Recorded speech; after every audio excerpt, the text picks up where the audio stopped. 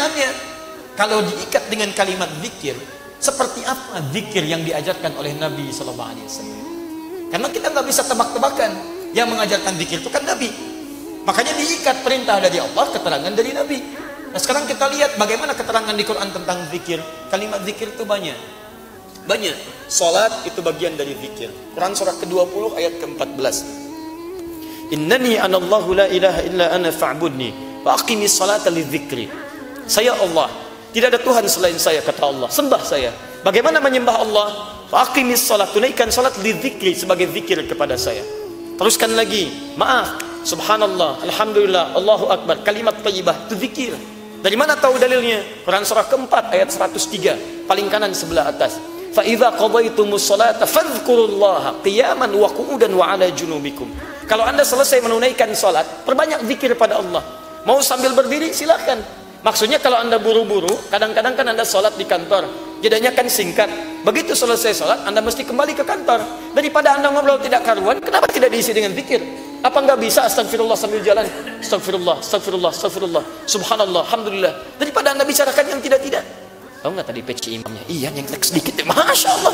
Baru sholat sudah ngobrolin imamnya. Anda aja belum tentu jadi imam. Jadi apa salahnya Anda keluar baca kalimat thayyibah, subhanallah, alhamdulillah, qiyaman wa qu'udan. Kalau Anda agak santai sedikit sambil duduk, nikmati zikir kepada Allah. Lahap dengan lisan Anda, basahi lisan dan bibir Anda. Astagfirullah, astagfirullah, astagfirullah. Kalau Anda sedang tiduran pun, Ustaz saya nggak bisa duduk, bisa nggak sambil berbaring? Silakan. Wa 'ala junubikum, sambil tiduran. Masya Allah, enak nggak tiduran? Enak, saya juga. Masya Allah, silakan, nggak ada masalah. Yang penting selesai salatnya, subhanallah, alhamdulillah, Allahu akbar, astagfirullah, la haula wala quwwata illa billah. Kalimat thayyibat itu zikir. Baca Quran itu zikir, baca Quran. Karena Quran disebut zikir. Quran surah 15 ayat ke-9. Silakan cek teman-teman. Inna nahnu nazzalna dzikra wa inna lahu lahafizun. Inna nahnu nazzalna dzikra. Kami yang turunkan Al-Quran sebagai zikir. Jadi Anda ketika baca Al-Quran Anda sedang zikir. Jangan dikira zikir kalimat thayyibah subhanallah alhamdulillah saja, tidak. Anda baca Quran itu sedang zikir. Bukankah saat baca Quran Anda ingat Allah? Bahkan ada yang dibacakan Quran langsung bertambah keimanannya. Quran surah 8 ayat kedua. Innamal mu'minuna alladzina idza dzukirallahu wajilat qulubuhum. Orang beriman itu disebutkan zikir pada Allah, saya bergetar jiwanya. Wa idza tuliyat 'alaihim ayatu zadatum imana. Apalagi kalau dibacakan ayat-ayat Allah, bertambah keimanannya.